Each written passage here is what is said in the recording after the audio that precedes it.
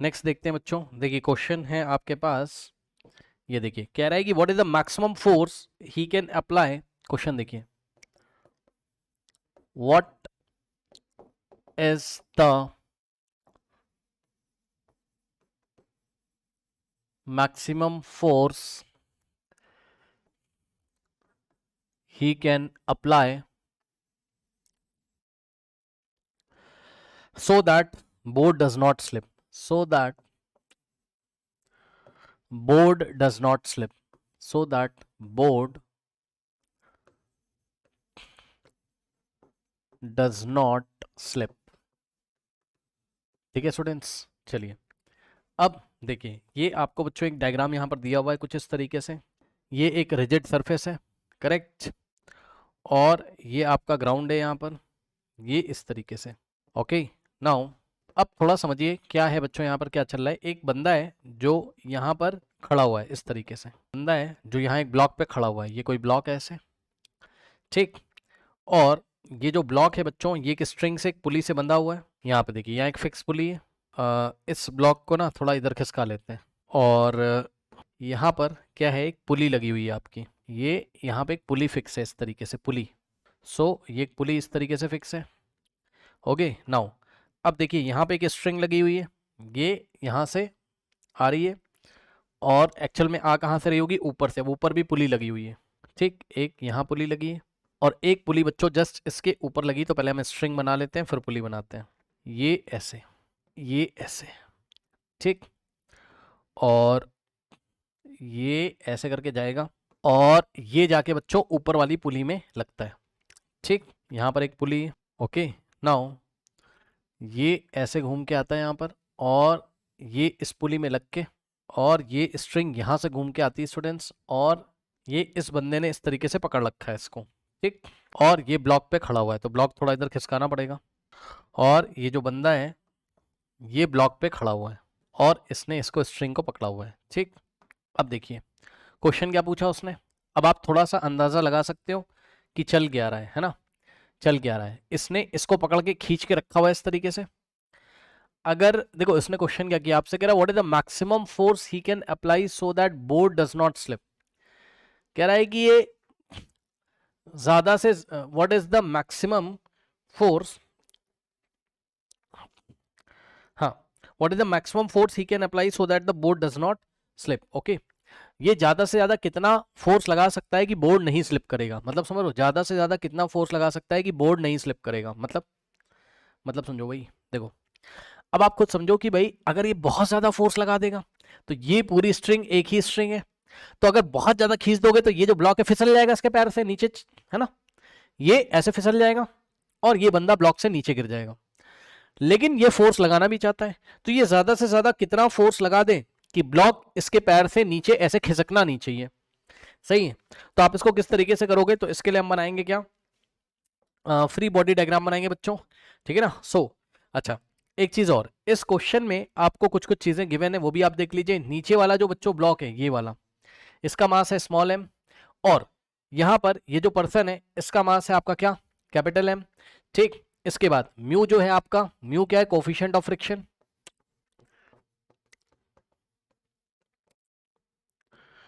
Coefficient of friction, mu क्या है आपका यहाँ पर, कोफिशिएंट ऑफ फ्रिक्शन है। अब आप फ्री बॉडी डायग्राम बनाइए यहाँ पर और सारी चीजें क्लियर हो जाएंगी। ध्यान चेक करो इसका फ्री बॉडी डायग्राम, जो बंदा है ना, तो ये जो पर्सन है, अब ध्यान से समझना, ये जो पर्सन है बच्चों इसका फ्री बॉडी डायग्राम कैसे होगा, ध्यान से चेक करो। इसका वेट, इसका मास कितना है आपका, मास है कैपिटल एम, तो इसका वेट कहाँ लगेगा, नीचे, ठीक, ये इस तरीके से। तो इसका वेट हो गया आपका क्या, नीचे, और इसको इस ब्लॉक से एक नॉर्मल मिलेगा ऊपर की तरफ, ठीक।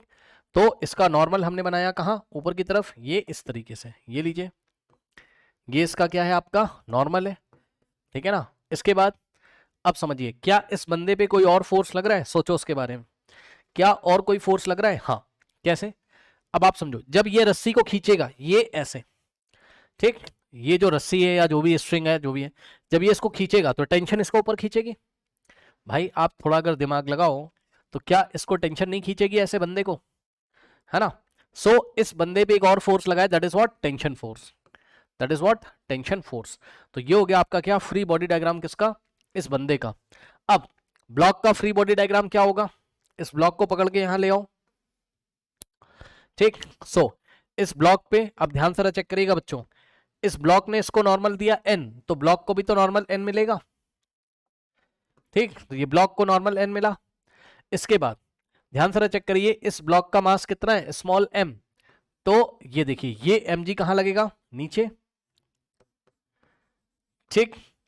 उसके बाद अब बहुत ध्यान से चेक करो, ये ब्लॉक आगे क्यों नहीं चल रहा है, सोचिए जरा ध्यान से, यहां पे देखिए टेंशन लगेगा, ये इस तरीके से, ठीक भाई, टेंशन आगे लगेगा, तो टेंशन आपने लगा दिया यहां पर इस तरीके से, ये टेंशन है, ठीक।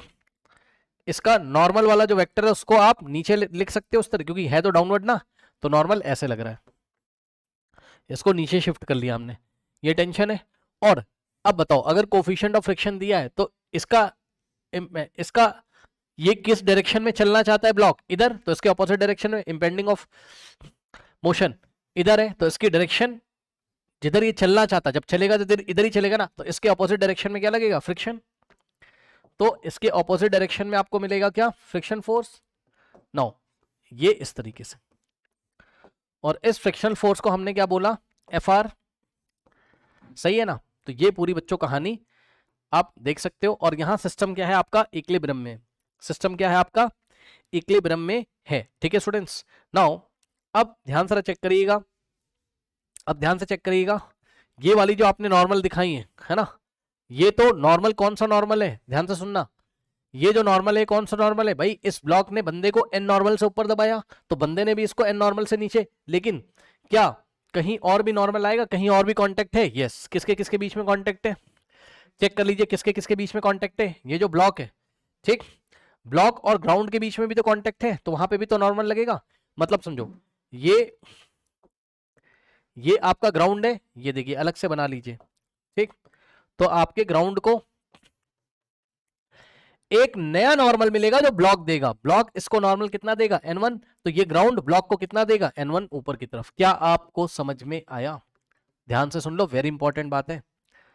देखिए ये जो n नॉर्मल है, थोड़ा समझिएगा, नॉर्मल क्या होता है, कांटेक्ट फोर्स होते हैं ना, ठीक।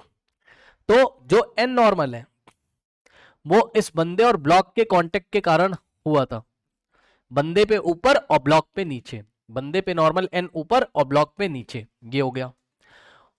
और जो n1 नॉर्मल दिखाया आपने, वो यहां जो कांटेक्ट है किसके किसके बीच में, ब्लॉक और ग्राउंड के बीच में जो कांटेक्ट है, उसके लिए नॉर्मल n1 दिखाया है मैंने। ग्राउंड ब्लॉक पे लगाएगा n1 ऊपर, और ब्लॉक ग्राउंड पे लगाएगा n1 नीचे की तरफ, सही है, चेक कर लीजिए, सही है, ओके। तो इस तरीके से हम इसको देखेंगे। अब क्योंकि पूरा सिस्टम इक्विलिब्रियम में, सब कुछ रुका हुआ है, तो बस अब आपको फोर्सेस दिख रहे हैं, उठा के बैलेंस कर दीजिए, आंसर निकाल दीजिए, कोई दिक्कत है नहीं, ठीक। तो सबसे पहले यहां पर आ जाओ जरा, n प्लस टी ने भाई नॉर्मल और टेंशन ने मिलकर किसको संभाला हुआ है, कैपिटल एम जी को, तो n इज इक्वल्स टू क्या हो जाएगा आपका, sorry n plus T, so n plus T is equals to क्या हो जाएगा, एम जी, सही है। अब यहां पर आ जाओ, इसको रोक दो भी, यहां पर आ जाओ। अब यहां पर बच्चों अगर आप ध्यान से चेक करोगे तो आपका जो n1 है ना, आपका जो n1 है वो किसके इक्वल हो जाएगा, आपका जो n1 है, अच्छा निकालना क्या है, निकालना है कितना मैक्सिमम फोर्स लगा सकता है, तो जवाब है ये बंदा कितना मैक्सिमम फोर्स लगा सकता है, तो जवाब है जितने मैक्सिमम फोर्स से ये स्ट्रिंग को खींचेगा, स्ट्रिंग भी तो उतना ही टेंशन डेवलप करेगी।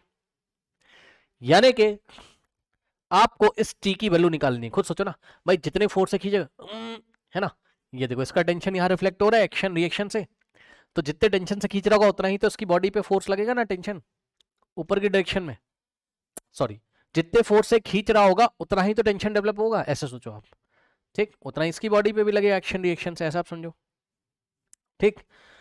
सो आपको कहीं ना कहीं टेंशन की वैल्यू यहां पर निकालनी है, आपको क्या निकालना है इस क्वेश्चन में, टेंशन का वैल्यू आपको यहां निकालना है, ठीक। नाउ अब ये जो n1 है बच्चों, यहां पर n1 वर्टिकल फोर्सेस को देखिए, n1 किसको बैलेंस कर रहा है, n प्लस mg को, ठीक, n और प्लस mg को, ये तो हो गया आपके क्या, वर्टिकल फोर्सेस, अब ये हॉरिजॉन्टल में भी तो नहीं चल रहा है, ये हॉरिजॉन्टल में भी तो नहीं चल रहा है, यानी कि इस टेंशन ने बैलेंस किया होगा किसको, इस फ्रिक्शन फोर्स को।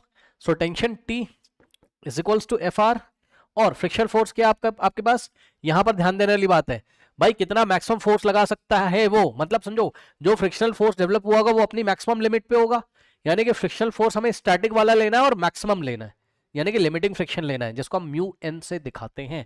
तो यदि आप चाहें तो आप इस फ्रिक्शनल फोर्स को एफ एस मैक्स लिख सकते हो, एफ एस मैक्स लिख सकते हो। क्यों भाई, मैक्सिमम फोर्स आप लगा चुके हो ना, मैक्सिमम फोर्स आप लगा चुके हो तो आपके ऊपर मैक्सिमम टेंशन लग रहा है, और यही टेंशन यहां पर रिफ्लेक्ट हो रहा है, मतलब ब्लॉक पे भी मैक्सिमम, मतलब ब्लॉक पे एक ज्यादा से ज्यादा फोर्स इस डायरेक्शन में लग रहा है, ये टेंशन जिसका अपोज कौन कर रहा है, ये एफ एस। ब्लॉक अभी भी रुका हुआ है तो एफ एस अपनी मैक्सिमम वैल्यू पे होगा, तो नॉर्मल की जगह हमने क्या रखा, सॉरी, ये टेंशन टी किसको बैलेंस कर रहा होगा, एफ एस को, एफ एस मैक्स को। ठीक, अब यहां से ध्यान से चेक करेंगे बच्चों। So T is equals to, now F S max क्या होगा, mu into N. So mu into, अब खास बात है यहां कौन सा नॉर्मल लोगे, सुनो ध्यान से, एफ एस कहां डेवलप हुआ है, फ्रिक्शन ब्लॉक और ग्राउंड के सरफेस के बीच में डेवलप हुआ है ना यहां, तो नॉर्मल कौन सा चलेगा, ब्लॉक और ग्राउंड के बीच वाला नॉर्मल चलेगा, n1, ध्यान देना n मत लिख देना। तो F S is equals to क्या हो जाएगा, म्यू इंटू n1, n मत लिख देना। So tension is equals to क्या हो गया आपके पास, म्यू इंटू n1। अब ध्यान से चेक करो, क्या आप n1 कहीं से निकाल सकते हो, ये मान लो ये इक्वेशन नंबर 1 थी, या आप छोड़ो उसको, मान लो इक्वेशन नंबर 1 यहां पे थी, तो n1 की वैल्यू आप रख दोगे क्या, n प्लस एम जी। तो यहां से आपने रखा क्या, t is equals to mu in the bracket, n1 की जगह क्या रखोगे आप, n प्लस एम जी, सही है।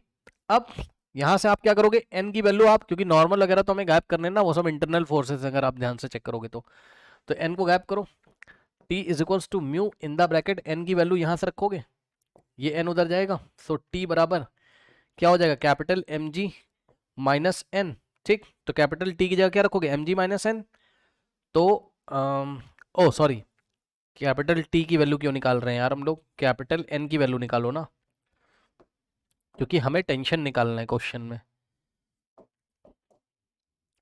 सो कैपिटल एन की वैल्यू निकालो, कितना आ जाएगा, एम जी माइनस टी, और ये वाली वैल्यू लाके आप कहाँ रख दोगे, N is equal to M G minus T, ये लाके आप यहाँ रखोगे, है ना। एन की जगह हमने क्या रखा, एम जी माइनस टी, तो एन की जगह हमने रखा क्या, एम जी माइनस टी और प्लस एम जी, करेक्ट।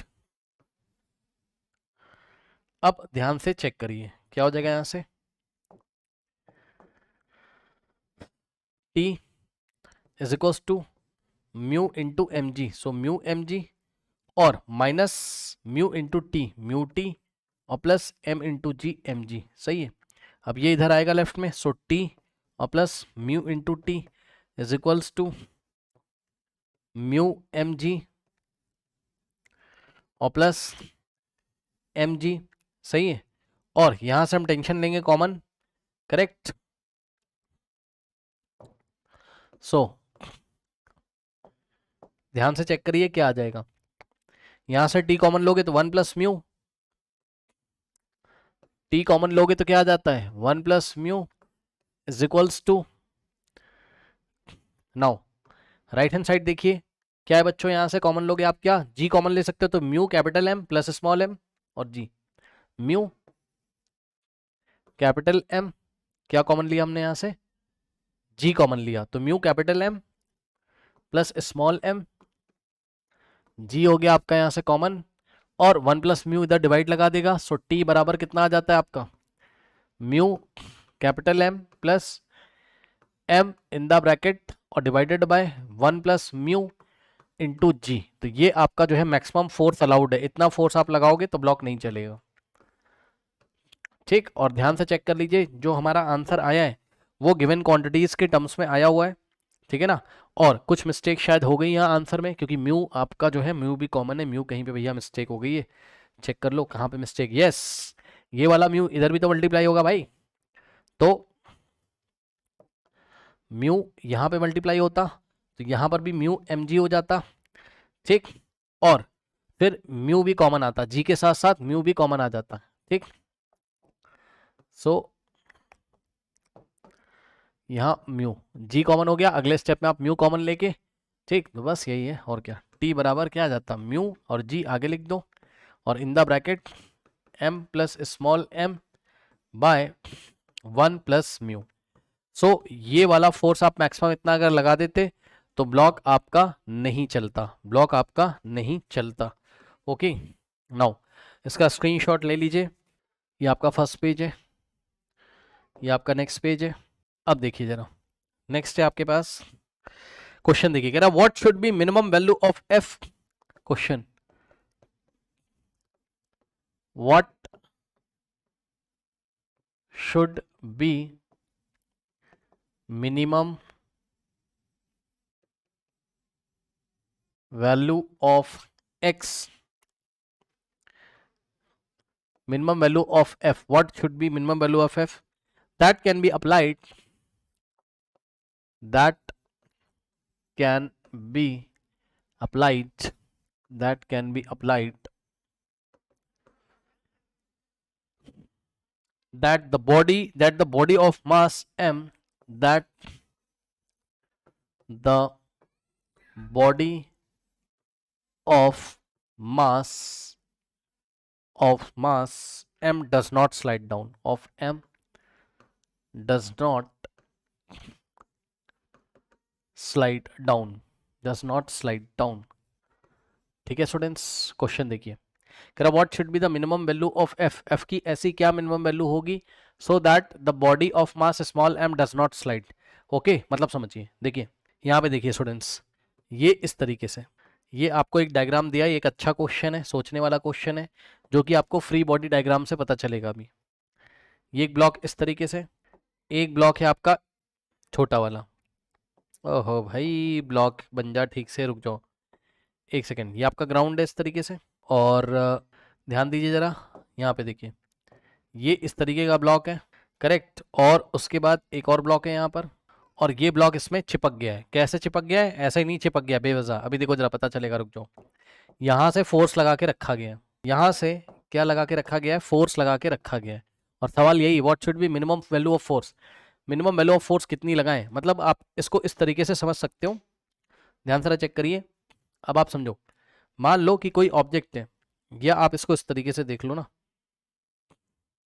ये देखो ये है, अभी तो हाथ से गिर जा रहा है, अब देखो समझ गए, जब इसको तेजी से लेके ऐसे आगे चलोगे, समझने वाली बात है भाई, अब भरोसा नहीं है तो एक कागज ऐसे हाथ में ले लो पहले, ऐसा कागज एक, खूब तेज दौड़ो, या अपने स्कूटर पे बैठ जाओ, जब आप स्कूटर पे, अभी तो मैंने इसको पकड़ के रखा है, स्कूटर पे बैठ जाओगे, फिर आप इसको छोड़ दोगे ना, तब भी इसमें चिपका रहेगा। अब कुछ लोग बोलेंगे हवा की वजह से, हवा नहीं होती ना तब भी चिपका रहता है, आप टेंशन मत लो। कुछ लोग सोचेंगे एयर एयर का प्रेशर आ रहा है ऐसे, उसने उसको रोक के रखा है, अरे एयर प्रेशर को आप नेग्लेक्ट कर दो, अभी एयर नहीं है, तब भी चिपक जाएगा, वो एग्जांपल आप यहाँ से देख सकते हो। ठीक, देखो ये ब्लॉक को आपने पीछे से फोर्स लगाया ऐसा, और ये ब्लॉक इसमें चिपक गया है, क्यों, अभी फ्री बॉडी डायग्राम बनाएंगे तो आपको क्लियर होगा। ध्यान से सुनिए, पहले क्वेश्चन पूरा कंप्लीट करने दीजिए। इसका मास है बच्चों 3m, ठीक, और इस ब्लॉक का मास है आपका क्या, स्मॉल m, ठीक, और सरफेस कैसा है, स्मूथ, ठीक, और इन दोनों सरफेस के बीच में जो कोफिशिएंट ऑफ फ्रिक्शन है म्यू आपको दिया हुआ है। ठीक, अब आपको ध्यान से चेक करना है, उसने पूछा कि मिनिमम कितना फोर्स लगाएं कि ब्लॉक स्लाइड नहीं करे, ब्लॉक स्लाइड नहीं करे, तो एक काम करो ना, फ्री बॉडी डायग्राम बनाओ। तो बच्चों ध्यान से चेक करो, फ्री बॉडी डायग्राम अगर आप बनाओगे तो कैसा आपको दिखाई पड़ेगा, यहाँ से देखिए, इस ब्लॉक को जब आप पकड़ के बाहर लेके आओगे, आ जाओ भाई, इस ब्लॉक को आपने पकड़ के बाहर लाया, ध्यान से सुनना, यहां पर बच्चों फोर्स लगाया F, यस सर, इसका मास कितना है 3m, वेट कहां लगेगा, नीचे, यस सर, वेट कहां लगेगा, नीचे, यस सर। अब ध्यान से सुनिएगा बच्चों, ध्यान से, खास बात यह है कि ग्राउंड ने इसको नॉर्मल दिया n, ग्राउंड ने इसको नॉर्मल कितना दिया n, यस सर, ये बात समझ में आती, लेकिन ध्यान से सुनो, दूसरे वाले ब्लॉक की कहानी भी तो चलाओ, दूसरे वाले ब्लॉक की कहानी भी तो देखो, इसका मास कितना है आपका m है, ठीक, इसका वेट कितना लगेगा mg, डाउनवर्ड डायरेक्शन में, सही है, तो इसका वेट आपने ले लिया कहाँ, डाउनवर्ड डायरेक्शन में, कितना mg, थोड़ा समझिएगा। अब इस वाले ब्लॉक पे बच्चों नीचे से तो कोई नीचे से तो कोई सपोर्ट है नहीं, तो नीचे से कोई नॉर्मल नहीं मिलेगा, लेकिन मतलब नीचे कोई कांटेक्ट है नहीं, लेकिन इन दोनों का यहां पर तो कांटेक्ट है, यहां पर तो कांटेक्ट है, और जहां भी कांटेक्ट होगा फ्रिक्शनल फोर्स और आपका नॉर्मल वहां आ सकता है। यानी कि यहां पर दो फोर्स आपको दिखाई दे सकते हैं, कौन से, एक तो फ्रिक्शनल फोर्स और दूसरा नॉर्मल वाला फोर्स, ये कांटेक्ट फोर्स है आपके। ठीक, यहां सरफेस रफ है इसलिए हमने नॉर्मल लिया, लेकिन फ्रिक्शनल फोर्स यहां पर नहीं लिया। ठीक, बट यहां हम दोनों ही लेंगे। तो सबसे पहले देखो जरा, इस ब्लॉक ने इसको नॉर्मल दिया कैसे, पहले इसने इसको दिया मान लो ऐसा n1, ठीक, तो ये भी इसको पलट के देगा कैसा, n1, ऐसे लगा देते हैं या ऐसे लगा दो आप n1। ठीक, ओके। नाउ अब ध्यान से चेक करो फ्रिक्शनल फोर्स की बात, तो ब्लॉक कहां गिरना चाहता है, नीचे। सोचो सोचो, इस ब्लॉक के बारे में सोचो भाई, अगर यहां फ्रिक्शन नहीं होता, ठीक, तो ये ब्लॉक कहां गिर जाता, नीचे, लेकिन इसको किसने रोक के रखा है, फ्रिक्शन ने, तो इस ब्लॉक पे फ्रिक्शन ऊपर लगेगा। ये सोचने का तरीका है, इस ब्लॉक पे फ्रिक्शन कहां लगेगा, ऊपर। ठीक, इस ब्लॉक पे फ्रिक्शनल फोर्स कहां लगेगा आपका, ऊपर, Fr। ठीक, तो इसका रिएक्शन कहां आएगा, ये वाले ब्लॉक पे, तो इस पे फ्रिक्शनल फोर्स कहां लगेगा, नीचे, उतना ही फोर्स। ये लीजिए, क्या दिक्कत है बताइए, क्या दिक्कत है। ठीक, तो ये सारी चीजें हो गई। नाउ अब आप ध्यान से चेक करो बच्चों, यहां पर अब ये वाला ब्लॉक स्लिप नहीं करना चाहिए, तो ये वाला ब्लॉक नहीं स्लिप करने की क्या कंडीशन है, सोचो। अच्छा एक चीज और, अब आप सोच रहे थे ना क्या, कि ये वाले ब्लॉक को चला कौन रहा है, तो ध्यान से चेक करो, ये वाले ब्लॉक को चलाने के लिए नॉर्मल n1 जिम्मेदार है, n1 फोर्स इस पे फ्री बॉडी डायग्राम में दिख रहा है, n1 इसको आगे लेके जा रहा है। ठीक, और इस ब्लॉक को रोक के किसने रखा हुआ है, फ्रिक्शनल फोर्स ने, इसलिए गिर नहीं रहे हैं। ठीक है ना, चेक कर लो ना भाई, mg इसको कहां खींचना चाहता है, नीचे, और फ्रिक्शनल फोर्स ने इसको रोक के रखा हुआ है। ठीक, बस अब बना लीजिए इक्वेशन, आंसर आ जाएगा आपका। आपको क्या निकालना है, f का वैल्यू, मतलब ये फोर्स मिनिमम कितना लगा दें हम, ये फोर्स कितना लगा दें मिनिमम, कि हमको मतलब ये ब्लॉक स्लाइड नहीं करना चाहिए, ये फोर्स की वैल्यू क्या मिनिमम होनी चाहिए कि ये ब्लॉक स्लाइड नहीं करना चाहिए। ठीक है स्टूडेंट्स, तो चलिए बनाइए, यहाँ पर क्या हो जाएगा।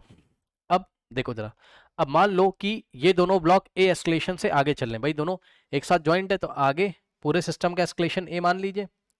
ठीक, तो इस पूरे सिस्टम का एस्केलेशन कितना है, ए, मतलब ये भी ए एस्केलेशन से आगे जा रहा है, मोशन का क्वेश्चन है ये, और ये भी ए एस्केलेशन से आगे जा रहा है, सही है। तो इसकी इक्वेशन क्या बनेगी, यहाँ हम एक काम करते हैं, पहले वर्टिकल वाले देख लेते हैं, है ना, पहले हम वर्टिकल वाले देख लेते हैं। तो यहाँ से देखो जरा, इस ब्लॉक के लिए चलो बनाओ पहले। ठीक है, इस ब्लॉक के लिए क्या बनाओगे बताओ, F R is equals to क्या हो जाएगा, m इंटू जी। चेक कर लो, ये जो फ्रिक्शनल फोर्स है ये mg के इक्वल है, और फ्रिक्शनल फोर्स कितना होता है, म्यू इंटू एन। ठीक, फ्रिक्शनल फोर्स कितना होगा, म्यू इंटू एन, ठीक है ना, म्यू इंटू एन। तो इसकी जगह हमने क्या रखा, mu into N is equals to M G, correct. Okay, ये हो गया आपका। अब हम एक काम कर सकते हैं, इसको आप बना के इस तरीके से छोड़ दीजिए, ठीक है ना। अच्छा हाँ, एक गड़बड़ हो रही है, फ्रिक्शनल फोर्स कहाँ है, ये दोनों सरफेस के बीच में ना, तो नॉर्मल आप कौन सा यूज करोगे, ग्राउंड वाला नहीं, नॉर्मल आप कौन सा यूज करोगे, n1 वाला, जो इन दोनों सरफेस के बीच में था। तो यहाँ पे आप n1 कर लीजिए इस तरीके से। ठीक, तो ये हो गया n1, एक तो ये हमको ध्यान देना है। इसके बाद यहाँ से अब कोई और इक्वेशन तो बनेगी नहीं, इसको बना के ऐसे ही छोड़ दो आप। ठीक, हाँ एक और बनेगी, वो हम बाद में बनाएंगे, हॉरिजॉन्टल वाली, अभी हम वर्टिकल वाली बना रहे हैं। अब इसकी वर्टिकल वाली इक्वेशन क्या बनेगी, ये जो n है, n किसके इक्वल हो जाएगा, n किसके इक्वल हो जाएगा बच्चों, यहाँ पर n हो जाएगा 3mg। चेक कर लो, 3m इसका मास था, तो वेट कितना लगेगा, 3mg और प्लस क्या हो जाएगा, fr, प्लस हो जाएगा क्या, fr। सबसे इंपॉर्टेंट खास बात यह है कि जब आप fr का फॉर्मूला लगाओगे म्यू इंटू एन, तो आपको चेक करना है नॉर्मल कौन सा लेना है, नॉर्मल वो वाला लेना है जहां पे सरफेस कांटेक्ट में। तो ये दोनों सरफेस यहां कांटेक्ट में थे, और यहां नॉर्मल आपने कितना माना है, n1। ठीक, सो इस नॉर्मल ने बैलेंस किया है किसको, CMG और FR को। अब FR की वैल्यू यहाँ रख दीजिए, FR कितना आपका, FR कितना है, म्यू n1, है ना, तो यहाँ से आ जाएगा n is equals to 3mg और plus mu n1, mu into n1। ठीक, इसको बना लो इक्वेशन नंबर 2, अभी देखा जाएगा कि क्या होता है ना, दो इक्वेशंस बन गई आपके पास। ठीक है स्टूडेंट्स, नाउ अब ध्यान से चेक करिए। ठीक, हॉरिजॉन्टल में हमने इक्वेशन बना ली, अगर इसकी कोई जरूरत पड़ेगी तो हम यूज करेंगे, नहीं तो छोड़ देंगे। अब वर्टिकल में बन गई, सॉरी वर्टिकल में, अब हॉरिजॉन्टल में बनाओ, तो हॉरिजॉन्टल में बनाओगे, ये वाला ब्लॉक आगे जा रहा है, तो ध्यान सुनो बच्चों, F फोर्स ले जा रहा है, n1 इसको रोक रहा है, तो डोमिनेट कौन करेगा, F। तो F minus n1 equals to कितना हो जाएगा, 3m में, F ले जा रहा था और रोकने वाला फोर्स कौन है, क्योंकि सिस्टम आगे बढ़ रहा है ना, तो F माइनस रोकने वाला कौन सा है, N1, तो F minus N1 is equals to, ये नेट फोर्स है और नेट फोर्स किसके इक्वल होता है, M इंटू ए के इक्वल होता है, नेट फोर्स किसके इक्वल होता है, M इंटू ए के इक्वल होता है, ठीक। तो net force is equals to M A, so mass कितना है इसका 3m और एस्केलेशन कितना माना है a, सो 3ma, 3ma सही, ये फर्स्ट इक्वेशन बन गई मान लो अभी। और दूसरी इक्वेशन क्या है यहाँ पर आपके पास, ये वाले ब्लॉक को देखो, ये वाले ब्लॉक को आगे कौन बढ़ा रहा है, नॉर्मल N1, और रोक के किसने रखा हुआ है, FR ने, तो यही नॉर्मल N1 इसका नेट फोर्स है, तो N1 इज इक्वल टू क्या हो जाएगा, M इंटू ए, इसका मास M है, तो N1 is equal to M into A, so N1 is equal to M into A, ये बन गई इसकी सेकेंड इक्वेशन, ठीक। सॉल्व कर लीजिए, N1 से N1 गया, F इज इक्वल्स टू, अब ध्यान दो 3ma प्लस ma 4ma, और यहां से एस्केलेशन आ जाएगा a, तो एस्केलेशन a कितना आ गया 4f बाय 4m, ये एस्केलेशन आपका यहां से आ गया, ठीक है ना, ये एस्केलेशन आपका आ गया, यहां पर कितना आ गया बच्चों, यहां से f by 4m, okay now. अब लेकिन ये एस्केलेशन आ गया यहाँ से, तो हम एक काम कर सकते हैं, उन्होंने हमसे फोर्स पूछा था और फोर्स दी गई क्वांटिटीज के टर्म्स में हमें निकालना, मतलब कोई अगर ये सोच रहा है कि force is equal to 4ma अगर हम दिखा देंगे तो रॉन्ग है, क्यों, क्योंकि एस्केलेशन आपको नहीं पता है और एस्केलेशन आपने f और 4m के टर्म्स में अभी निकाला है ना, तो इसी फोर्स को तो निकालना था, ठीक। चलो, तो एस्केलेशन अभी f फोर्स के टर्म्स में आया है, तो अब हम पीछे जाके देखते हैं क्या कोई इक्वेशन हमारे काम की है, क्या कोई इक्वेशन हमारे काम की है, क्या कोई इक्वेशन हमारे काम की है। अगर हम क्या करें, ध्यान से चेक करते हैं क्या परेशानी हमें कर रहा है यहाँ पर, ये एस्केलेशन हमारे पास a आ गया कितना 4f अपॉन 4m, तो हम कोई इक्वेशन यूज कर सकते हैं क्या, कोई इक्वेशन हम यूज कर सकते हैं क्या, a is equal to f by 4m हमारे पास आ चुका है, कोई इक्वेशन हम यूज कर सकते हैं, यस यस, हम इक्वेशन यूज कर सकते हैं बच्चों, कौन सी, f निकालने के लिए हम इक्वेशन यूज कर सकते हैं, कौन सी, ये फर्स्ट वाली इक्वेशन हम यूज कर सकते हैं ना।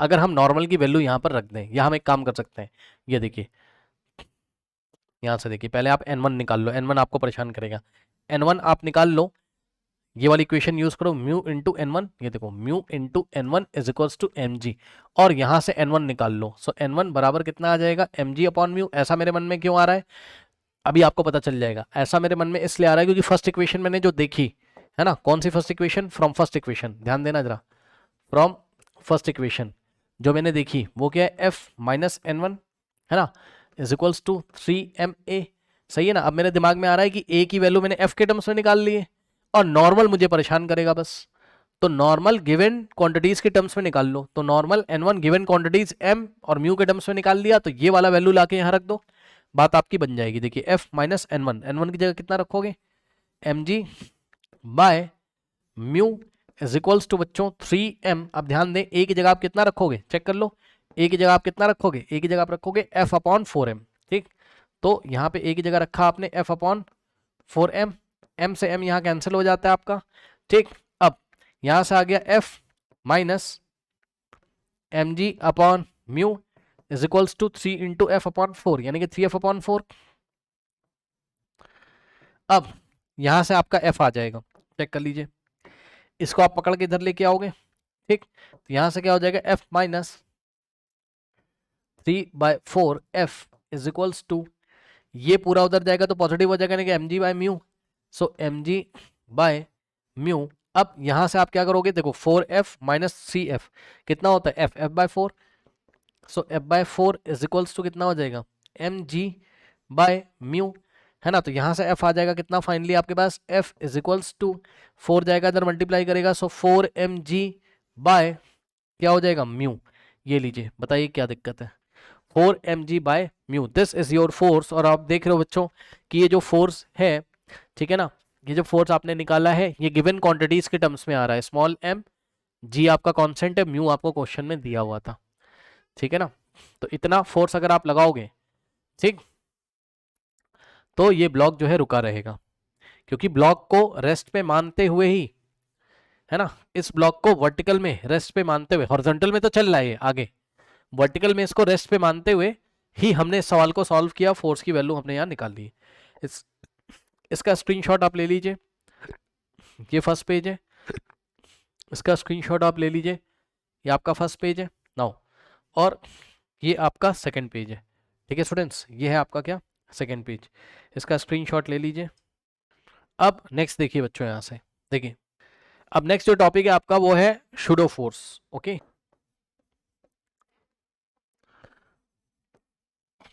शूडो फोर्स, ठीक है। शूडो का मतलब क्या होता है, झूठा।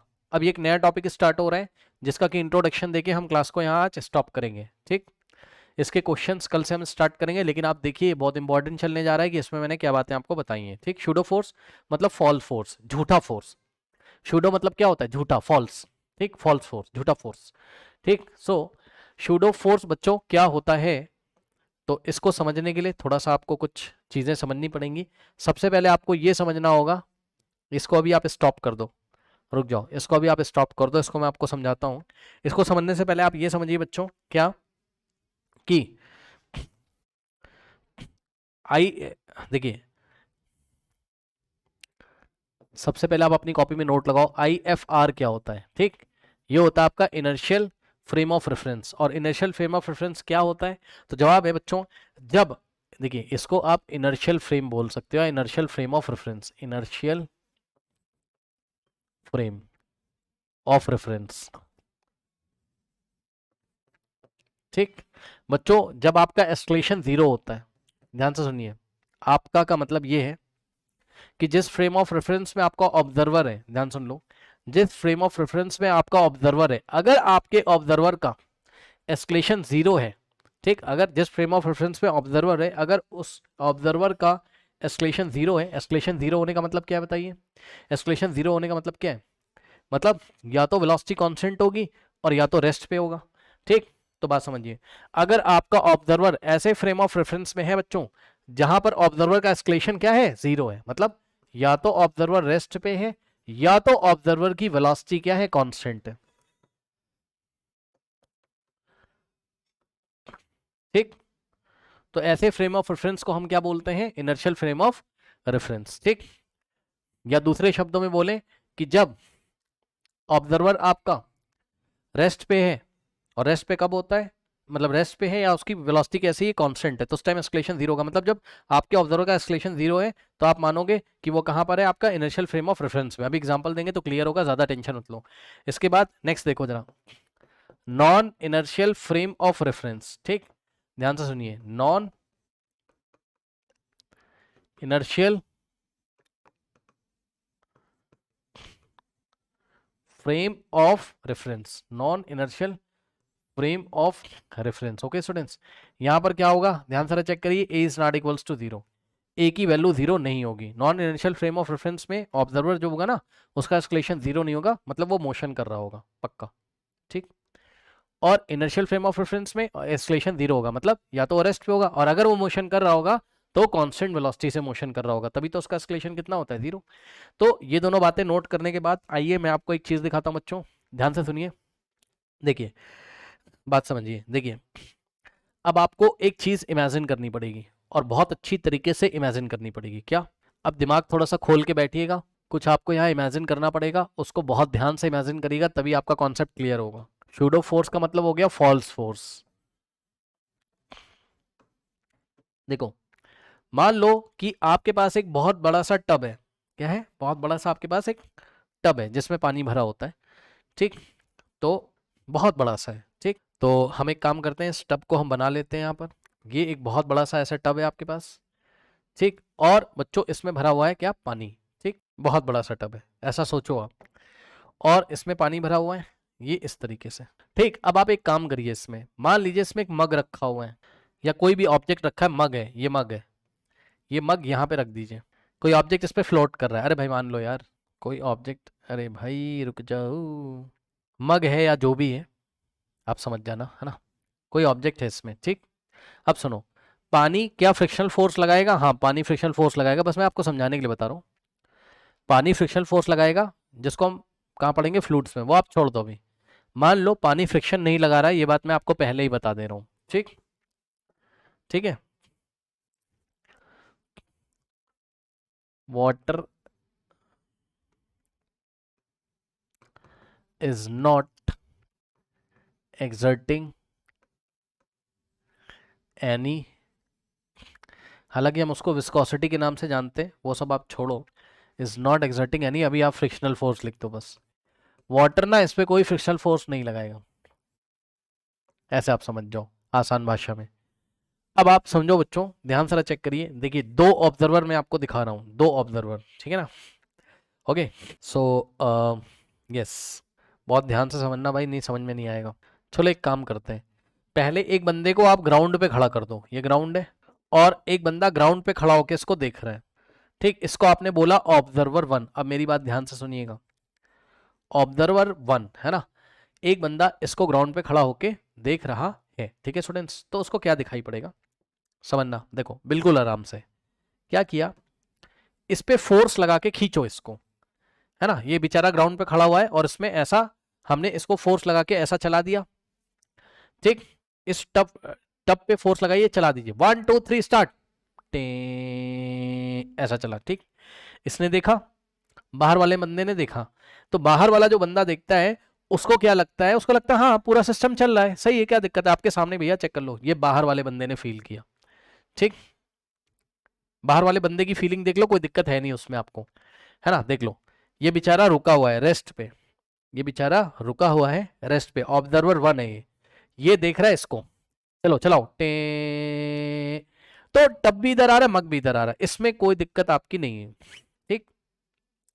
तो न्यूटन्स के लॉ यहां वैलिड हो जाएंगे, न्यूटन के लॉ यहां वैलिड हो जाएंगे, ठीक है। मग के ऊपर भी, मग भी उसको चलता हुआ नजर आ रहा है ना, इधर मग भी उसको चलता हुआ नजर आ रहा है, कोई दिक्कत नहीं, ठीक। लेकिन जरा दूसरे बंदे को देखो, ये तो बड़ी कॉमन सी बात है यार, तुमने देख लिया, ये तो बड़ी कॉमन सी बात है। और एक बात बता दूं, जो दूसरी बात है वो बताने से पहले मैं आपको बता दूं कि ये जो बंदा खड़ा हुआ है ना, ये क्या है, IFR में, इनर्शियल फ्रेम ऑफ रेफरेंस में। क्यों सर, इस ऑब्जर्वर का O1 का, इस ऑब्जर्वर का एस्केलेशन 0 रेस्ट पे ना, ये ऑब्जर्वर तुम्हारा कहां पर है, रेस्ट पे, और अगर ये रेस्ट पे है बच्चों तो इसका एस्केलेशन कितना है, यहां पर 0 है। अरे यार साफ साफ देख लो ना, 0 पे है, मतलब एस्केलेशन 0 ही तो है, बेचारा रुका हुआ है यार, और क्या लोग है। तो इसका, ये ग्राउंड पे खड़ा हुआ है, तो हम बोलेंगे ये क्या है, इनर्शियल फ्रेम ऑफ रेफरेंस में। मेरा ऑब्जर्वर कहां है, इनर्शियल फ्रेम ऑफ रेफरेंस, ठीक, क्योंकि ये इस रेस्ट पे और एस्केलेशन का 0। अब देखो बच्चों, यहां तक तो दिक्कत नहीं है कोई, जरा दूसरे बंदे को देखो, जो बंदा इस टब के ऊपर बैठ गया है जाके, सोचो सोचो, अरे भाई सोच लो यार, सोचने में क्या जा रहा है, सोचो, है ना। एक बंदा टब पे ही आके बैठ गया, लो भैया देखो, मतलब जब टब चलेगा, ये जो टब है ना जिसमें पानी भरा है, जब ये चलेगा ये बंदा भी चलेगा, ठीक। तो ये जो बंदा है इसका एस्केलेशन 0 नहीं है, ये चल रहा है, ये मोशन कर रहा है, इस बंदे का एस्केलेशन 0 नहीं है, तो होगा क्या, ध्यान से चेक करो, होगा क्या, ध्यान से जरा चेक करो, होगा क्या, ध्यान से चेक करो, देखो आओ चलाते हैं। तो जब इसको चला दोगे, अरे बंदा भी चलेगा यार, बंदे चल जा भाई, अब देख लो भाई, खुद ही देख लो, बंदा चल रहा है इधर, इसको बताएगा, ये बंदा टप पे ही बैठा हुआ ऊपर और ये ब्लॉक को देख रहा है, इसको लग रहा है ब्लॉक इससे दूर जा रहा है, आप खुद ही देख लो भाई, है ना। पता है क्यों इसको लग रहा है का मतलब, ये सर क्या बता रहे हो, ध्यान से समझो भाई, न्यूटन्स लॉ में आपको क्या बताया गया था, जब तक किसी बॉडी पे फोर्स ना लगाया जाए, जब तक किसी बॉडी पे फोर्स ना लगाया जाए वो आगे नहीं बढ़ती है। भाई तुमने फोर्स तो किसके ऊपर लगाया, एक तरीके से पूरे टब के ऊपर, है ना, टब को पकड़ के खींचा जा रहा है, अच्छा वो चीज तो यहां भी हो रही थी, लेकिन यहां बाहर जो बंदा देख रहा है उसके लिए पूरा सिस्टम है ना, और ये सिस्टम में बैठा हुआ है, ये टब में बैठा हुआ है, ठीक। तो ध्यान समझो, जब जब फोर्स लगाया गया और इसको आगे बढ़ाया गया, तो इसको क्या फील आएगा, नहीं तो बहुत बड़ा सा टब आप बनवा लो और आप उस पर बैठ जाओ, पता चल जाएगा, पता चल जाएगा आपको, ऐसा लगेगा जैसे मग इससे दूर जा रहा है, ये देखो, है ना। अब ये बंदा भाई सोचेगा कि अरे मग के ऊपर तो कोई फोर्स लगा नहीं, वाटर कोई फ्रिक्शन फोर्स लगा नहीं रहा है, मैंने आपको मना कर दिया, इस मग के ऊपर कोई फोर्स लग नहीं रहा है, तो ये सोचेगा कि ये मग पीछे क्यों जा रहा है, भाई मग वग कुछ पीछे नहीं जा रहा है, ये बंदा ही मोशन कर रहा है, दिक्कत इस बंदे में, ये बंदा ही मोशन कर रहा है, इसका ये कुछ ना कुछ एस्केलेशन है, और ये कह रहा है कि, ये क्या सोच रहा है, ये सोच रहा है कि न्यूटन का लॉ फेल हो गया, कौन सा वाला, फर्स्ट वाला, कि जब तक किसी बॉडी पे फोर्स नहीं लगाया जाएगा तो वो मोशन नहीं करेगी, है ना, मतलब अपने स्टेट ऑफ वो अपना स्टेट नहीं चेंज करेगी। उसको लग रहा था मग पहले रखा मेरे से दूर जा रहा है और उस पर किसी ने फोर्स भी नहीं लगाया है। एक्चुअल में मग दूर क्या जा रहा है, वो बंदा ही खुद ही पीछे चला जा रहा है, ऐसा समझो आप। ठीक, अब इसकी जो फीलिंग है बच्चों, इसकी जो फीलिंग है, इस लड़के की जो फीलिंग है, ध्यान सुनो, इसकी फीलिंग ये मग उधर जा रहा है, मग उधर जा रहा है। तो इसने, मैं आपको थोड़ा बता दूं क्या, आपने देखा ना यहां पे मैंने क्या दिखाया, वो तो आपने देखा ही। तो इस बंदे की फीलिंग लिखो, इसकी फीलिंग क्या है, इसकी फीलिंग है बेचारे की क्या, मग गोज अवे, है ना, without any force, without any force, किसी फोर्स लगाए बिना ही मग उधर जा रहा है, इसको ऐसा लग रहा है।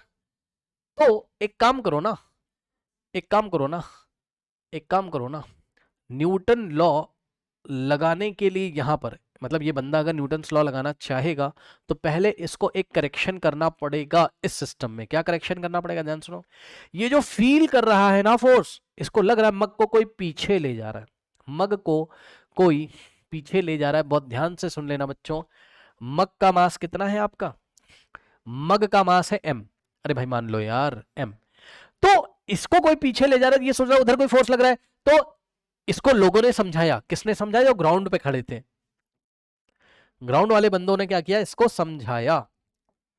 ठीक, इसको समझाया, इस बंदे कहा कि भाई देखो, इसको क्या किया, समझाने लगे ये लोग।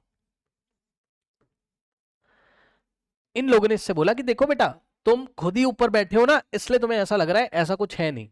इसने उसको बोला कि तुम खुद ही वहां बैठे हुए हो टप पे चढ़ के, इसलिए तुम्हें लग रहा है मग पीछे जा रहा है, ऐसा कुछ है नहीं, ऐसा कुछ है नहीं। ठीक, तो इसने कहा कैसे ठीक करूं इसको, तो लोगों ने बोला एक काम करो तुम, अगर तुम न्यूटन्स लॉ, न्यूटन्स लॉ अगर तुम लगाना चाहते हो टप के ऊपर बैठ के, तो तुम एक काम कर लो, पहले तो तुम ये सुनो कि तुम हो कहां पर, तुम हो कहां पर, तुम हो non inertial frame of reference में, क्योंकि एस्केलेशन तुम्हारा जीरो नहीं भाई।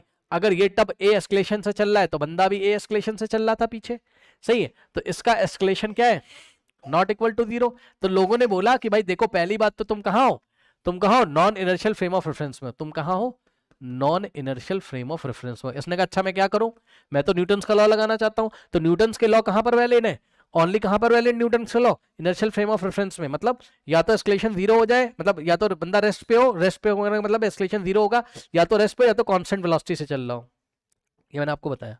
ठीक, अब इसके लिए न्यूटन का लॉ लग नहीं पा रहा था, इसने इन लोगों से बात करी, इन लोगों ने कहा एक काम करो, तुमको मग पीछे जाता हुआ नजर आ रहा है, इसने कहा हाँ हाँ हाँ आ रहा है। तो लोगों ने पूछा कितने एस्केलेशन से पीछे जाता हुआ नजर आ रहा है, इसने बोला ए से। हाँ, अगर ये ए एस्केलेशन से इधर चल रहा है तो मग इसका ए एस्केलेशन से पीछे जा रहा होगा। इसको ऐसा लग रहा है किसी ने पीछे फोर्स लगा दिया, ध्यान सुन लो, इस बंदे को ऐसा लग रहा है कि किसी ने पीछे फोर्स लगा दिया, है ना, किसी ने पीछे क्या लगा दिया, फोर्स लगा दिया। कितना फोर्स लगा दिया बच्चों किसी ने, है ना, इसका mass into escalation, m into a force पीछे लगा दिया किसी ने, ऐसा है नहीं कुछ। अब नीचे जो लोग बैठे थे उन्होंने कहा देखो भाई जो तुम फोर्स उधर फील कर रहे हो ना, उतना ही ऑपोजिट डायरेक्शन में लगा दो तो तुम्हारी फीलिंग खत्म हो जाएगी। मतलब समझो, ये सोच रहा है कि ऐसा कोई फोर्स लग रहा है जिसकी वजह से मग पीछे जा रहा है, बट ऐसा तो कोई फोर्स है ही नहीं। तो इसको काउंटर करने के लिए लोगों ने इसको बताया कि तुम एक काम करो, तुम एक काम करो, एक फोर्स यहां बना लो पहले, कितना, m इंटू ए, ये मैंने डॉटेड लाइन से दिखाया, मैं इसको भी हटा दूंगा, ध्यान सुन लो। लोग इससे बात कर रहे हैं, इसने इससे बात करी तो इसने कहा भैया मग तो पीछे जा रहा है। लोगों ने बोला अच्छा क्या महसूस कर रहे हो, इसने बोला कि भाई मग ना ए एस्केलेशन से पीछे जा रहा है ना। तो लोगों ने इससे पूछा कि ये बताओ कितना फोर्स लग रहा होगा मग पे, तो इसने बोला m इंटू ए, भाई पीछे लग रहा होगा। तो लोगों ने कहा भाई कोई फोर्स नहीं लग रहा है इस पे पीछे, तुम टप पे चढ़ के बैठे हो इसलिए दिक्कत हो रही है। तो इसने कहा मैं क्या करूं, मुझे समझ में नहीं आ रहा, मैं तो न्यूटन के लॉ लगाना चाहता हूं। ठीक, तो लोगों ने बोला इस फोर्स को ही हटा दो ना जो तुम फील कर रहे हो, उसको काउंटर कर दो। इसने पूछा कैसे, कह रहे जितना उधर लग रहा है इतना उस, जितना उधर लग रहा है उसकी ऑपोजिट डायरेक्शन में उतना ही लगा दो तो तुम्हारी फीलिंग सही हो जाएगी। फीलिंग तो देखो उसकी तब भी नहीं सही होगी, लेकिन अब न्यूटन्स के लॉ वैलिड हो जाएंगे, उसकी फीलिंग को काउंटर कर देंगे वो। आई थिंक आपको समझ में आई होगी बात। तो अब ये क्या करेगा, ध्यान सुनो, इसको अब मैं हटा रहा हूं, इसका कोई काम है नहीं बच्चों। इस फोर्स को हम क्या बोलते हैं? Pseudo force. ये जो लग रहा है ये क्या है? Pseudo force. यही क्या है आपका? m इंटू ए जो लगा ना, यही क्या है आपका? शूडो फोर्स है। मतलब समझो, ये आपका ऑब्जर्वर क्या था? 1। ये आपका ऑब्जर्वर नंबर क्या है? 2। सही है। ये आपका ऑब्जर्वर नंबर क्या है? 2 है। ये आपका ऑब्जर्वर नंबर क्या है? 2 है। तो ऑब्जर्वर नंबर 2 कहां बैठा हुआ है? तुम्हारा non initial frame of reference. तो अगर तुम, यानी कि इसका acceleration is not equals to 0, इस बंदे का एस्केलेशन 0 नहीं है भैया, टब पे चढ़ के बैठ गया, टब ए एस्केलेशन से पीछे जा रहा था, ठीक, तो इसका भी एस्केलेशन कुछ ना कुछ होगा, मींस इसका एस्केलेशन 0 के इक्वल नहीं है। तो अगर जब ऐसा होता है, और जब जो बंदा, यानी कि जो ऑब्जर्वर, ध्यान सुन लो, जो ऑब्जर्वर कहां बैठा हो? Non inertial frame of reference में बैठा हो, उस ऑब्जर्वर के लिए, ध्यान से सुनिए बच्चों, उस ऑब्जर्वर के लिए पहले तो एक शूडो फोर्स बना लो, फिर आप जो न्यूटन के लॉ लगाने वो लगाइएगा। पहले एक शूडो फोर्स लगा लो। शूडो फोर्स कैसे लगाया जाता है? तो जिधर बॉडी जाती हुई उसको फील हो रही है, उसके ऑपोजिट डायरेक्शन में, या जिधर बॉडी का मोशन हो रहा हो उसके ऑपोजिट डायरेक्शन में m इंटू ए दे दो, गेम खत्म। बस यही शूडो फोर्स होता है, और क्या होता है? अब न्यूटन्स के लॉ, ये जो बंदा यहां बैठा है non inertial frame of reference, इसके लिए भी वैलिड हो जाएंगे। क्या आपको कुछ बातें समझ में आई? फिर मैं आपको लिखवा देता हूँ। अभी अभी मैं इसकी प्रैक्टिस कराऊंगा, पूरा क्लियर हो जाएगा। इसका स्क्रीनशॉट ले लीजिए, फिर हम चलते हैं इसकी थ्योरी पे। थोड़ा सा थ्योरी लिख लीजिए बच्चों, ठीक नाउ। चलिए देखिए, pseudo force, pseudo force, note करिए क्या? When an observer is accelerated, when an observer is escalated, is accelerated for him or her, for him or her, Newton's law seem to be, Newton's law seems to be invalid, to be invalid। ठीक, देखिए अगर कोई बंदा खुद ही escalated हो तो उसको लगता है न्यूटन्स के लॉ इनवैलिड है ना? तो उसको वैलिड करने के लिए क्या करना चाहिए? Hence to make, hence, hence to make Newton's law valid, hence to make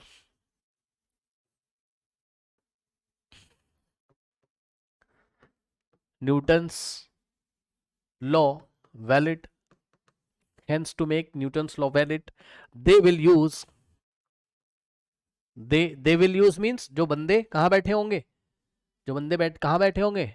non inertial frame of reference में, मतलब जिन बंदों का acceleration is not equals to 0, वो वाले बंदे, वो बंदे क्या करेंगे? hence to make Newton's law of valid, they will use, they use a pseudo force, they will use a pseudo force to explain the motion, to explain the motion। ठीक, ये चीज हो गई। अब चलिए, to explain the motion means pseudo force को अगर मैं पी से दिखा रहा हूं तो क्या हो जाएगा? Minus mass of the body into escalation A, escalation A of the non inertial frame. ठीक, ये क्या बात हो गई? ये देखिए, इस ऑब्जर्वर का एस्केलेशन को ही तो मल्टीप्लाई करेगा हो ना इस मास एम से, और माइनस क्यों लगाया है? क्योंकि जिधर उसको जाता हुआ फील हो रहा होगा उसके जस्ट ऑपोजिट डायरेक्शन में हमें एम में, यानी कि शूडो फोर्स को लेना है, इसलिए मैंने बस यहाँ माइनस लगाया। माइनस केवल डायरेक्शन को बता रहा है कि जिधर बॉडी का मोशन हो रहा होगा उसके ऑपोजिट डायरेक्शन में आपको शूडो फोर्स लगाना है। ठीक है, चलिए अब ध्यान से चेक करिए बच्चों, यहीं पे एक सवाल अगर आपसे पूछा जाता है, मान लीजिए क्वेश्चन क्या, when to apply pseudo force, when to apply, when to apply pseudo force. ठीक, शूडो फोर्स कब अप्लाई करना चाहिए?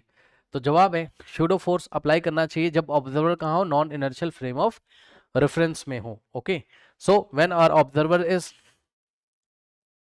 आंसर, व्हेन आर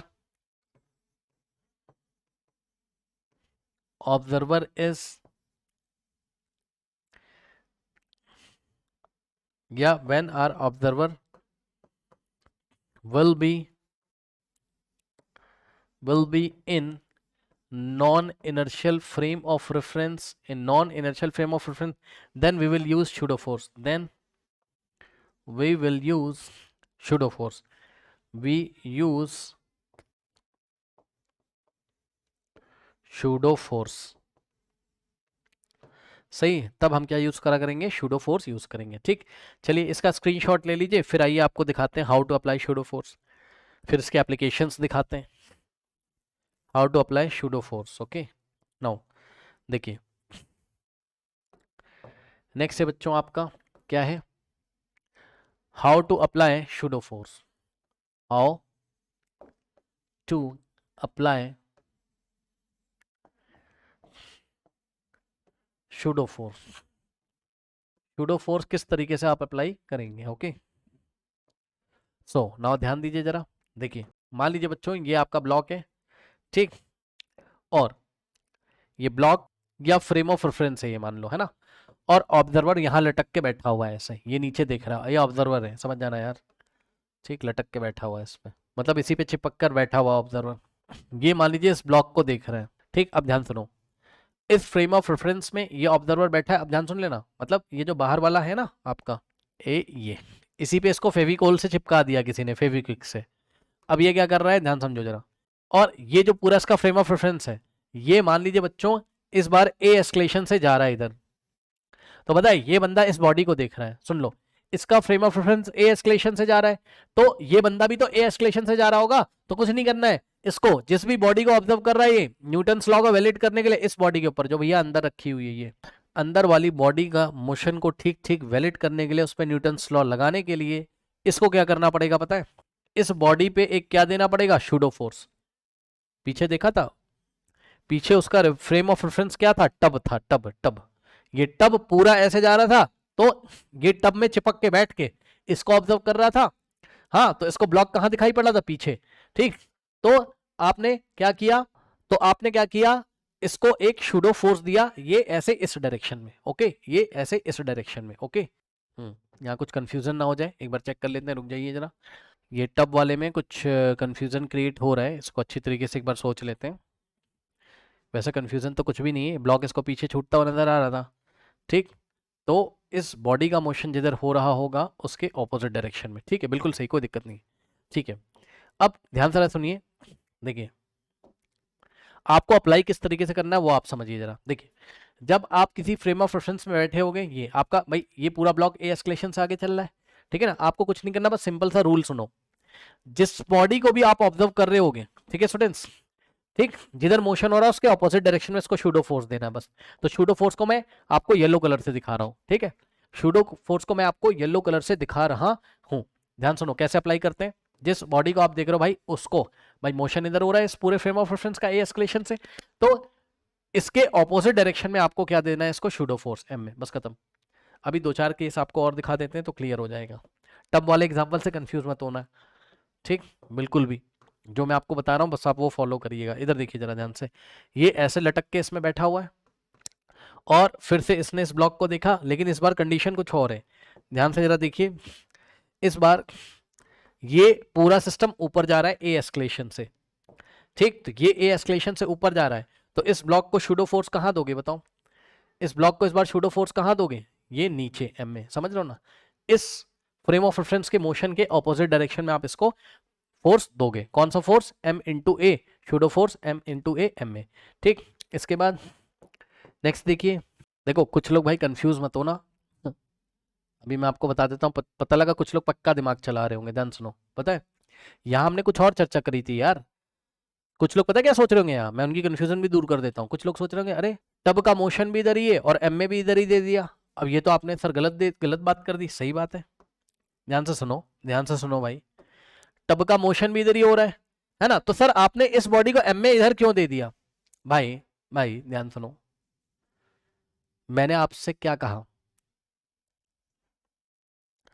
मैंने आपसे ये कहा ना, नीचे वाले लोग इससे बातचीत कर रहे हैं, ये उसकी बातचीत थी बच्चों, एक्चुअल में क्या हो रहा था वो तो आपने देखा ना कि जब ये इधर खिसक रहा था तो ब्लॉक पे ये जो फील कर रहा था फोर्स, वो तो एम में उधर ही कर रहा था ना, मोशन के अपोजिट डायरेक्शन में।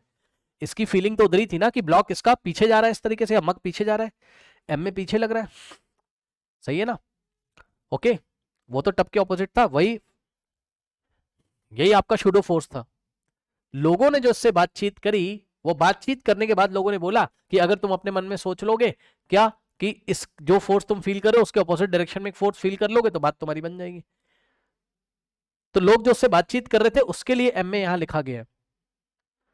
और एक्चुअल में जो फॉल्स फोर्स वो महसूस कर रहा है वो तो यही वाला है ना एम में, वो तो यही वाला है ना, मोशन के ऑपोजिट डायरेक्शन में यही वाला है ना वो तो, बस मैंने दिखाया नहीं था उसको, लो देख लो अब यही वाला तो है। इसको काउंटर करने के लिए लोगों ने उसको बोला कि इधर एम में मान लो, तो अप्लाई करना कैसे वो आप मोटी मोटी बात समझिए। अप्लाई ऐसे करना है जिधर मोशन हो रहा है उसके अपोजिट डायरेक्शन में, जिधर मोशन हो रहा है उसके अपोजिट डायरेक्शन में आपको क्या देना है, एम में। ठीक, जैसे कि ये वाला केस देखिए बच्चों, यहाँ पर मान लीजिए कि यहाँ पर आपका जो ऑब्जर्वर है ये इसमें चिपका हुआ है इस तरीके से फ्रेम ऑफ रेफरेंस में। ओके, ये इसमें चिपक गया इस तरीके से, ठीक।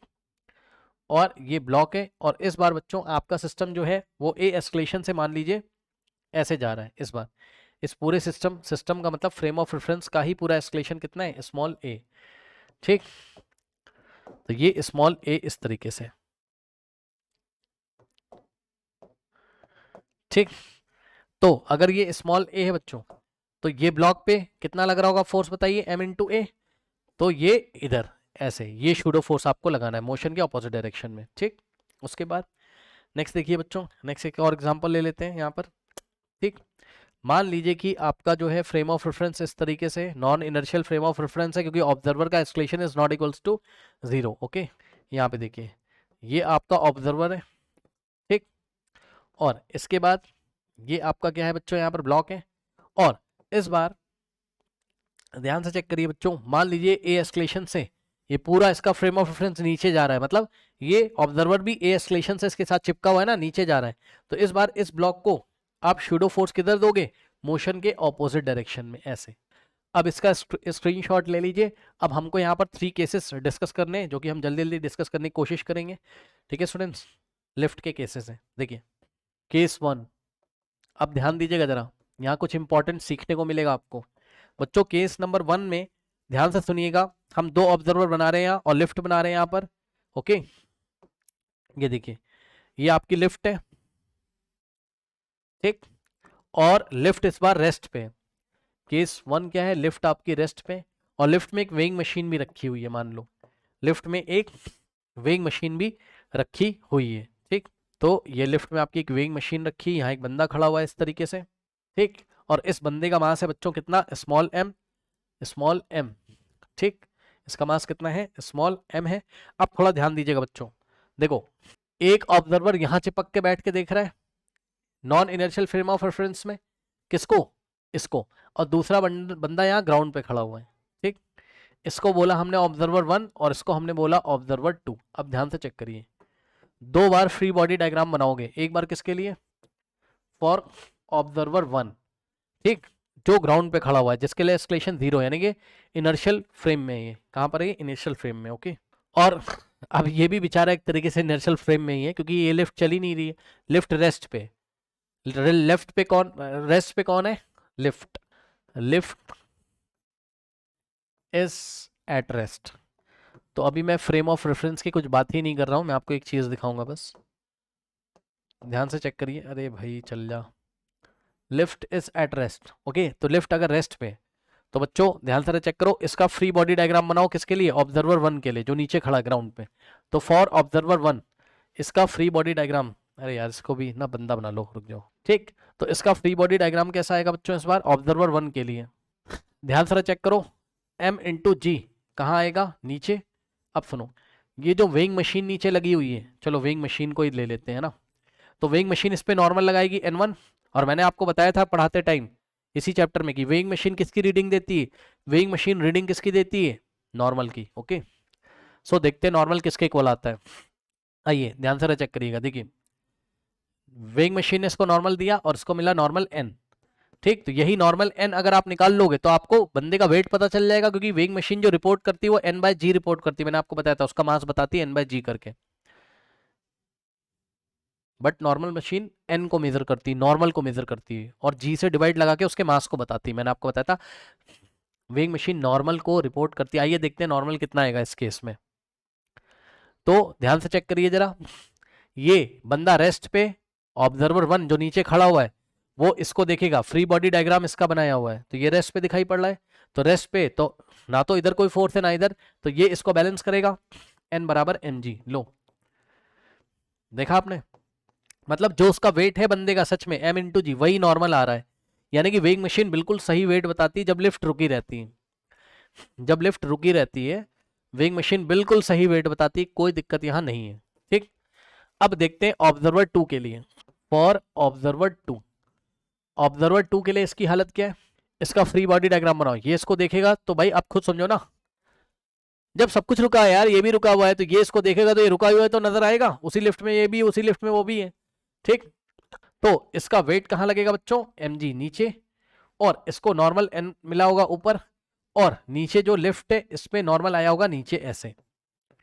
तो बस अब ये भी रेस्ट पे, ऑब्जर्वर 2 के लिए भी रेस्ट पे, तो एन बराबर एम जी तो हो जाएगा।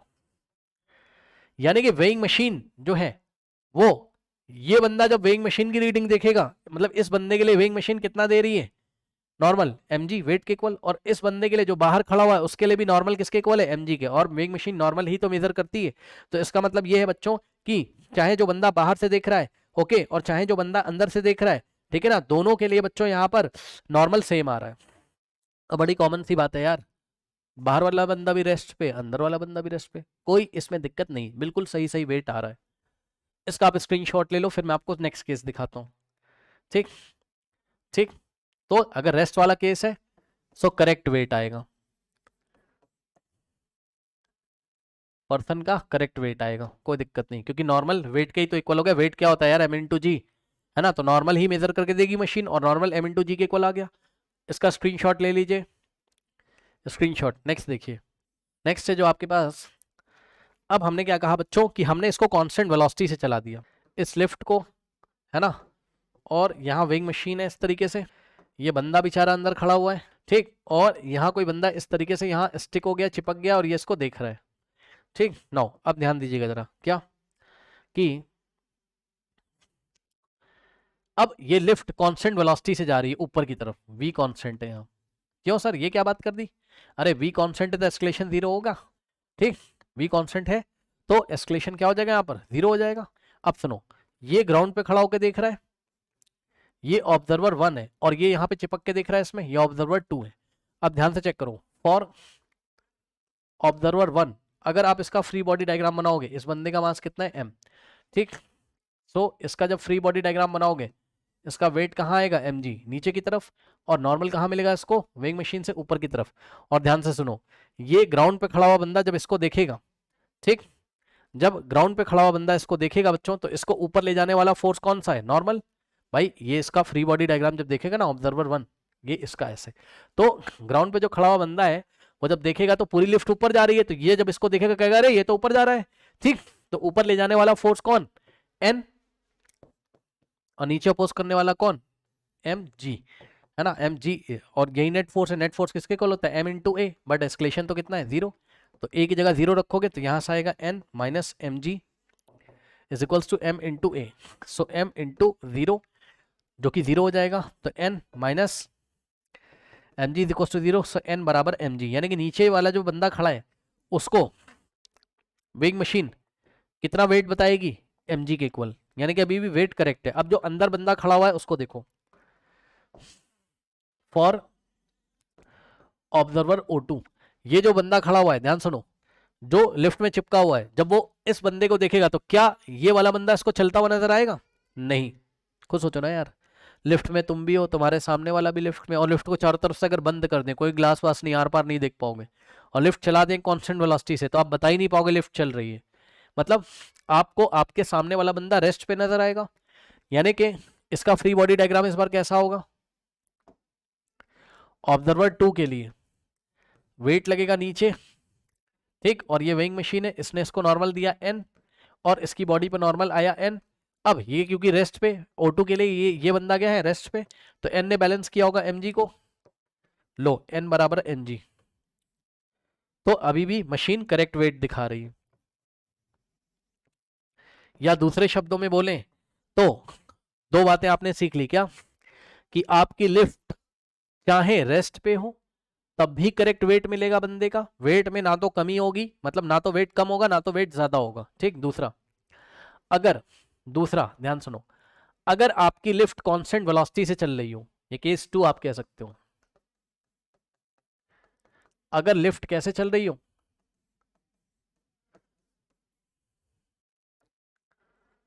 कांस्टेंट वेलोसिटी से अगर चल रही हो लिफ्ट, ठीक है ना, दोनों ही केसेस में जो वेट है वो वेट, वेट क्या होता है, वेट कह रहा हूं सॉरी, जो विंग मशीन शो करती है वेट वो नॉर्मल शो करती है, तो नॉर्मल वेट के इक्वल है, एमजी के इक्वल है। और असली में वेट कितना होता है, एमजी होता है, मतलब वेट में कोई प्रॉब्लम नहीं, ना तो वेट इंक्रीज हुआ है ना तो वेट डिक्रीज हुआ है, ठीक। अभी तक तो सबको सही चल रहा है। अब देखते हैं नेक्स्ट केस, देखिए। अब मान लीजिए कि एक बार क्या हुआ, लिफ्ट ए एस्केलेशन से ऊपर जा रही है, केस 3 है ये, या केस 3 है 4 है, जो हाँ 3 है, ठीक। ध्यान से चेक करिएगा जरा। इस बार जो आपकी लिफ्ट है बच्चों, ये इस तरीके से, ठीक। और ये लिफ्ट जो है ये ए एस्केलेशन से अगर ऊपर जा रही होगी, हाँ, तो बंदा अंदर खड़ा हुआ है, आप समझ जाना, ठीक। और एक बंदा यहाँ चिपक के इसको देख रहा है इस तरीके से, ऑब्जर्वर 1 नीचे है, ठीक। तो फॉर ऑब्जर्वर 1 इसका फ्री बॉडी डायग्राम कैसा आएगा, ध्यान से चेक करो। mg कहाँ लगेगा, नीचे, ठीक। और एस्केलेशन कहाँ लगे, एस्केलेशन कह रहा हूँ, नॉर्मल कहाँ मिलेगा, ऊपर। और ये वेइंग मशीन है, तो वेइंग मशीन इसको नॉर्मल कहाँ दे रही है, ऊपर। लेकिन अब ऑब्जर्वर 1 के लिए ध्यान सुन लेना, ऑब्जर्वर 1 के लिए तो भाई ये बंदा ऊपर जा रहा है ना, तो ये मोशन में है ना, ये एस्केलेशन से एस्केलेट हो रहा होगा, ठीक। जो नीचे वाला बंदा है इसके लिए ऊपर जा रहा है, ठीक। तो नीचे वाले बंदे के लिए ये फोर्स बड़ा हो जाएगा n, है ना, minus mg is equals to, ये नेट फोर्स हो गया, नेट फोर्स किसके इक्वल होता है, m इंटू ए के, सो m इंटू ए, और यहां से नॉर्मल किसके इक्वल आ जाएगा, n इज इक्वल्स टू क्या हो जाएगा, mg उधर जाके ऐड हो जाएगा ma में। अब बताओ क्या आप रियली प्रैक्टिकली ऐसा कभी महसूस करते हो, मतलब ओके रुक जाओ, अभी इस पे चर्चा करते हैं, रुक जाओ, इस पर चर्चा करते हैं, या कर ही लेते हैं, चलो ध्यान से करो। जो ऑब्जर्वर 1 है ना, वो अंदर वाले बंदे का वेट कितना सोच रहा था, mg, लेकिन ऐसा नहीं है, उसका वेट ma से बढ़ गया, चेक कर लो भाई। वेट, वेइंग मशीन से जब वेट पूछोगे तो वो नॉर्मल बताएगी, इस बार जो नॉर्मल है वो mg नहीं है, ना ना ना ना। अगर लिफ्ट एस्केलेट हो गई ऐसा, कांस्टेंट वेलोसिटी से नहीं जा रही, ऐसा कब होता है, जब लिफ्ट स्टार्ट होती है, याद है आपको, लिफ्ट जब स्टार्ट होती है तब ऐसा होता है कि वो ए एस्केलेशन से एस्केलेट हो गई। तो इस टाइम जो मशीन नॉर्मल बताएगी आपको, वो कितना बता रही है, mg नहीं बता रही, mg से ज्यादा प्लस ma आ रहा है उसमें, चेक कर लो। mg तो पहले के केसेस में आया करता था भैया, इस बार मशीन जो है वो नॉर्मल mg ना बता के mg प्लस ma बता रही है। अरे बढ़ गया, असली वेट mg हुआ करता था, है ना, mg से वेट बढ़ गया, मतलब बाहर वाले बंदे से अगर पूछोगे तो वो बोलेगा ये कैलकुलेशन करके कि इसका वेट कितना बढ़ गया है, ma, mg प्लस ma। अब देखते हैं अंदर वाले बंदे को, ठीक। यदि आप अंदर वाले बंदे को बच्चों यहां पर देखोगे, ऑब्जर्वर 2 के लिए अगर आप देखोगे तो ध्यान से चेक करो, फॉर ऑब्जर्वर 2, ठीक।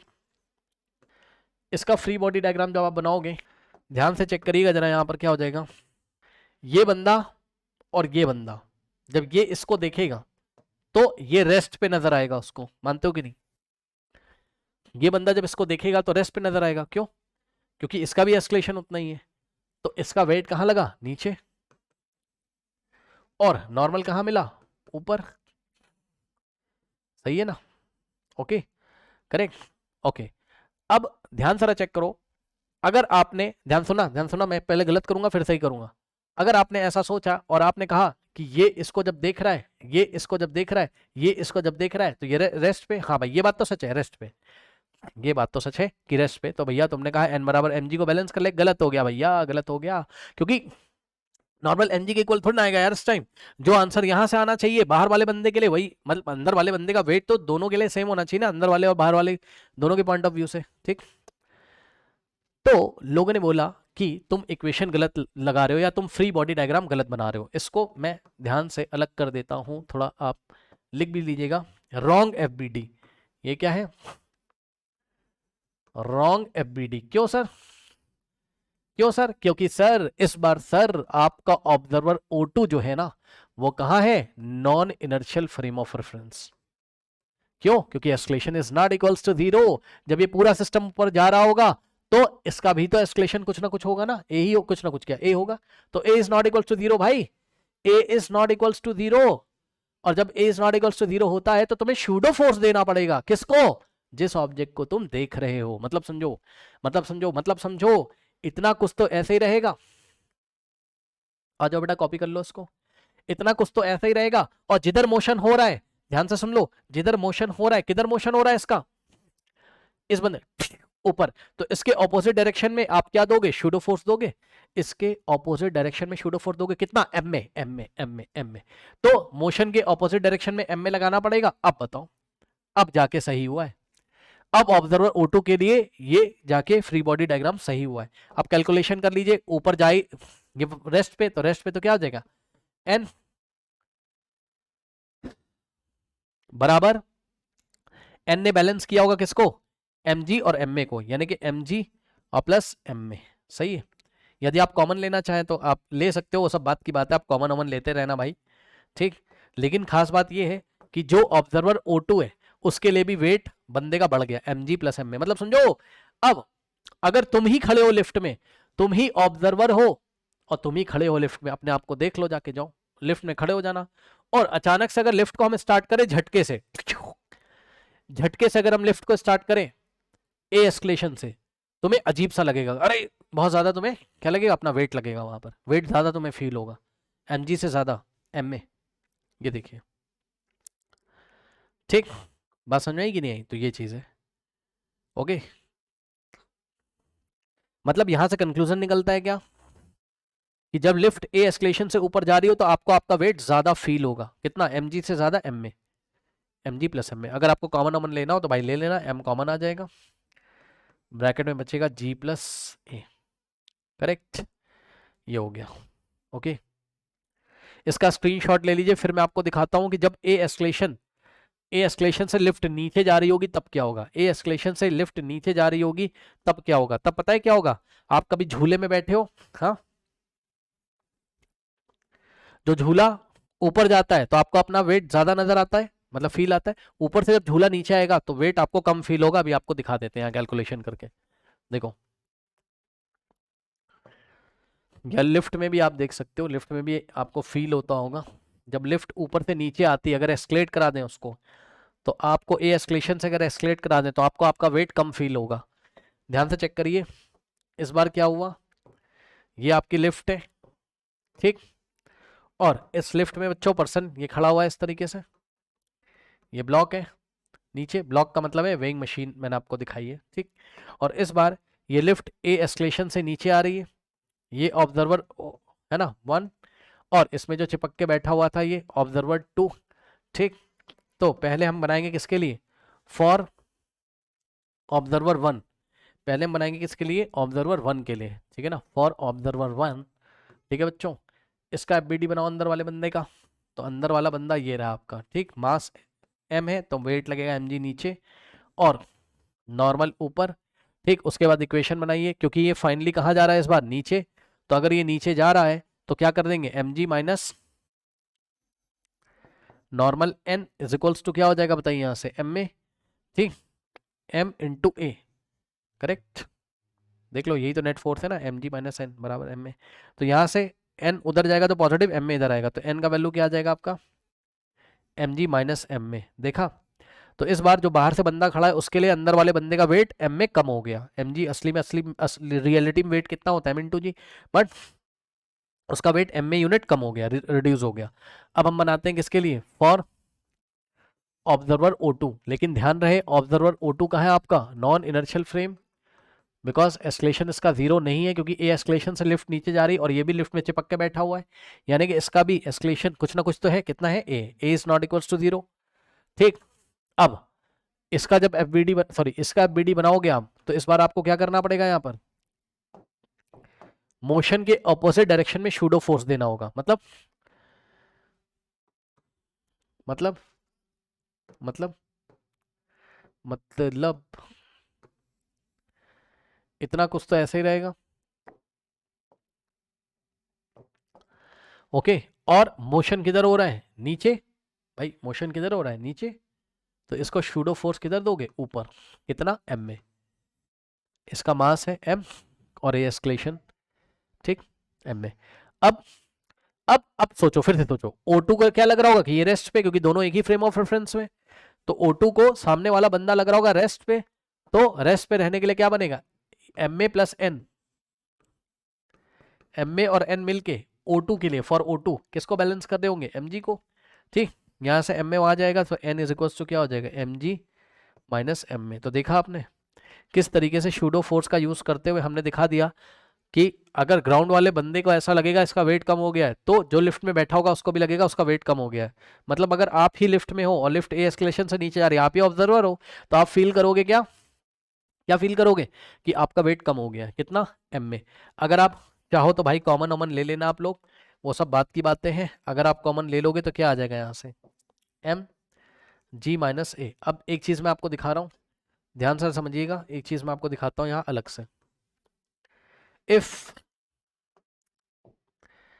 a इज इक्वल्स टू कितना हो जाए, g के इक्वल, मतलब अगर तुम्हें फ्री फॉल करा दें, यहीं से फील ले लो, अगर तुम्हें फ्री फॉल करा दें तो वेटलेसनेस, यानी कि आप अजीब सा फील करोगे, लगेगा आपका वेट ही नहीं है कुछ, नॉर्मल जीरो हो जाएगा, तुम्हारे ऊपर जो नॉर्मल आता है वही तो तुम फील करते हो, ठीक। यहां से देख लो, अगर a की वैल्यू g के इक्वल, g माइनस जी कितना हो जाएगा, zero, m into zero zero, normal zero, यानी कि वेटलेसनेस फील होगी, ठीक। और क्या हो सकता है, मान लो इसी लिफ्ट को आपने चला दिया कैसे, 9.8 मीटर पर सेकेंड स्क्वायर से, अरे भाई मान लीजिए, है ना। तो इस लिफ्ट में बंदा हुआ जो बैठा हुआ बंदा होगा इस लिफ्ट में, या खड़ा हुआ जो बंदा होगा, वो कैसा महसूस करेगा कि उसके पास उसका कोई वेट ही नहीं है, वेटलेसनेस की सिचुएशन हो जाएगी वो, ओके, करेक्ट। तो ये चीज़ है, ओके। नाउ एक चीज़ और अगर आप चाहो तो नोट कर सकते हो, ये वाले केस में जी इफेक्टिव कितना हो गया, मतलब अब उसको एस्केलेशन कितना महसूस हो रहा है, जी माइनस से।